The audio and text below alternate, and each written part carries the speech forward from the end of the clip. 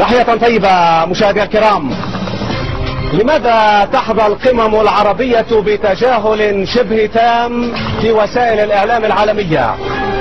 لا أحد يعيرها اهتماما يذكر. لماذا؟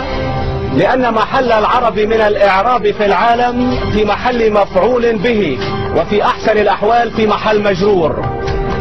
لماذا نشتكي نحن العرب من الطريقة التي يعاملنا بها العالم؟ ماذا قدمنا للعالم كي يحترمنا ويحسب لنا حسابا؟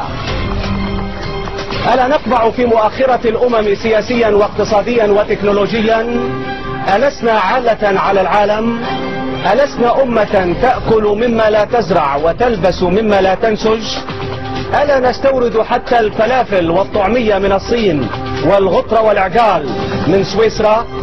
حتى الأبراج الشاهقة التي نتفاخر بها ألم يبنها كوريون وغربيون؟ ألم يكن أحد الصحفيين الأمريكيين محقا عندما اعتبر دول الخليج مثلا مجرد محطة وقود يضيف آخر؟ ألسنا عاجزين حتى عن استخراج النفط والثروات من باطن أرضنا؟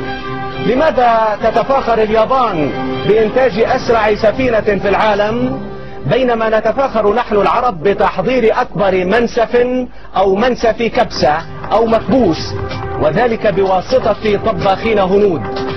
لماذا يتفاخرون في الغرب بصناعة أسرع طائرة وأنحف موبايل، بينما نتفاخر نحن بأكبر صحن تبول أو حمص؟ ألم نفشل حتى في تدريب خدم ونوادل المطاعم؟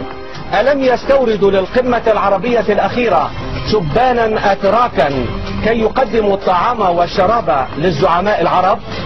ثم نتفاخر بأننا خير أمة أخرجت للناس. يا سلام!